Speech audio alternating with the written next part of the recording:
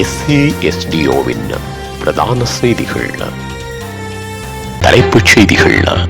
அனுர அரசாங்கத்துக்கு மகிந்த தரப்பிற்கும் விலக்கும் முருகல். டின்மீன் வாங்குபவர்களுக்கு வெளியான அறிவித்தல். எம்பிக்களின் சொத்துக்கள் பொறுப்புகளை சமர்ப்பிப்பதற்கு விதித்துள்ள காலக்கெடு. விடுதலை புலிகளும் காரணம், பழி போடும் ரணில். கருப்பின கைதியை மரண அடியடித்து சித்திரவதை செய்த போலீசார். வெளியான பரபரப்பு காணொளி. தொடர்வன விரிவான செய்திகள். முன்னாள் ஜனாதிபதி மஹிந்த ராஜபக்ஷவின் பாதுகாப்பு தொடர்பில் அரசாங்கத்துக்கு முன்னாள் ஜனாதிபதியின் தரப்பினருக்கும் இடையில் நிலவி வரும் கருத்து வேறுபாடு மேலும் வலுவடைந்து பெரும் மோதலுக்கு வழிவகுக்கும் சூழ்நிலை உருவாகி வருவதாக தகவல்கள் தெரிவிக்கின்றன. முன்னாள் ஜனாதிபதி மஹிந்தவிற்கு வழங்கப்பட்டுள்ள பாதுகாப்பு போதுமானதாக இல்லை என்று மொட்டுக்கட்சி தரப்பில் தொடர்ந்தும் குற்றம் சுமத்தப்பட்டு வருகிறது. எனினும் நாட்டின் தற்போதைய நிலைமைக்கேற்ப பாதுகாப்பு போதுமானது என அரசாங்க தரப்பு தொடர்ந்தும் கூறி வருவதனால் இந்த சர்ச்சைக்குரிய நிலைமை அதிகரித்து வருவதாக கூறப்படுகிறது. இந்த நிலையில் முன்னாள் ஜனாதிபதியின் பாதுகாப்பிற்கு குறைப்பிற்கு எதிராக சட்ட நடவடிக்கை எடுக்க ஸ்ரீலங்கா பொதுஜன பெரமுன ஏற்கனவே தீர்மானித்துள்ளதாகவும் அறிவிக்கப்பட்டுள்ளது.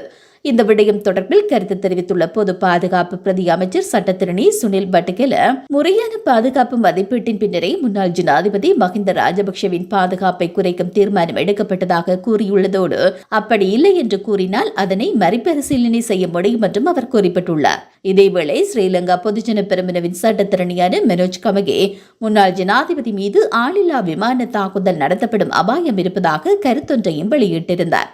இந்த நிலையில் எதிர்வரும் நாட்களில் முன்னாள் ஜனாதிபதி மஹிந்த ராஜபக்ஷவின் பாதுகாப்பு குறைப்பு தொடர்பில் பொதுஜன பெரமுனவின் உறுப்பினர்கள் கேள்வி எழுப்ப உள்ளதாக தெரிவிக்கப்படுகிறது. டின்மீன்களுக்கான அதிகபட்ச சில்லறை விலையை நிர்ணயிக்கும் விசேட வர்த்தமானி அறிவித்தலை நுகர்வோர் அதிகார சபை வெளியிட்டுள்ளது. அதன்படி 425 கிராம் டூனா டின்மீன் வகையின் அதிகபட்ச சில்லறை விலை 380 ரூபாய் என தெரிவிக்கப்பட்டுள்ளது. அத்துடன் மெகரல் வகையான 155 கிராம் டின்மீன் அதிகபட்ச சில்லறை விலையானது 180 ரூபாவாகவும் 425 கிராம் டின்மீன் விலை 420 ரூபாவாகவும் மேலும் ஜெக் மெகரல் டின்மீன் அதிகபட்ச சில்லறை விலையானது 560 ரூபாய் என்றும் குறித்த வர்த்தமானி அறிவித்தலில் குறிப்பிடப்பட்டுள்ளது.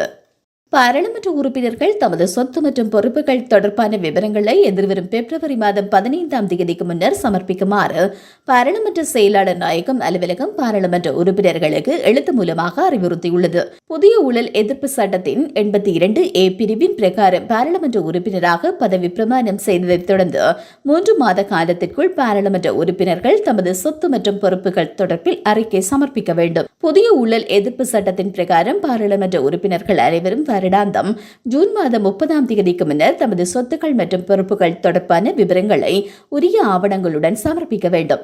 இதற்குமைய பாராளுமன்ற உறுப்பினர்கள் தமது சொத்து மற்றும் பொறுப்புகள் தொடர்பான விடயங்களை 2025 2/15ஆம் தேதிக்கு முன்னர் சமர்ப்பிக்குமாறு பாராளுமன்ற செயலாளர் நாயகம் அலுவலகம் பாராளுமன்ற உறுப்பினர்களுக்கு எழுத்து மூலமாக அறிவித்துள்ளது. கடந்த 2001ஆம் ஆண்டு பொருளாதார மையங்கள் மீதான தாக்குதல்களால் ஏற்பட்ட பொருளாதார வீழ்ச்சியின் காரணமாக விடுதலை புலிகள் அமைப்புடன் போர் நிறுத்த உடன்படிக்கையை மேற்கொள்ள நேர்ந்ததாக முன்னாள் ஜனாதிபதி ரணில் விக்ரமசிங்க தெரிவித்துள்ளார். அவர் மேலும் கூறுகையில், 2001ஆம் ஆண்டு டிசம்பரில் நான் 2வது முறையாக பிரதமராக தேர்ந்தெடுக்கப்பட்ட போது இலங்கை கடுமையான அரசியல் நெருக்கடியை எதிர்கொண்டது.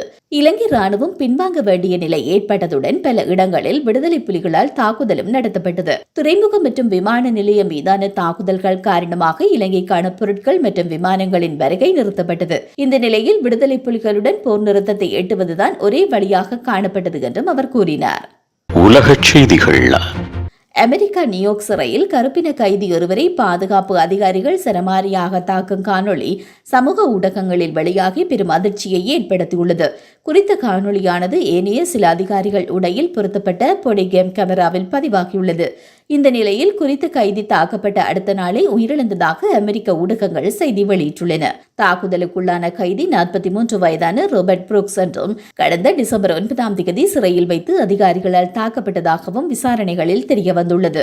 கைவிலங்கிடப்பட்ட அவர் மருத்துவ பரிசோதனை மேசையில் அமர வைக்கப்பட்டு அவரது வாயில் போலீசார் துணி போன்ற எதையோ திணிப்பது காணொளியில் பதிவாகியுள்ளது. அதன்பின் அதிகாரிகள் புரூக்ஸின் முகம் மற்றும் இடுப்பில் அடிப்பதும் ஒரு கட்டத்தில் ஒரு அதிகாரி காலணியை பயன்படுத்தி புரூக்ஸின் வயிற்றில் தாக்குவதும் மற்றொருவர் அவரை கழுத்தை பிடித்து மேசையில் தள்ளுவதும் காணொளியில் வெளியாகியுள்ளது.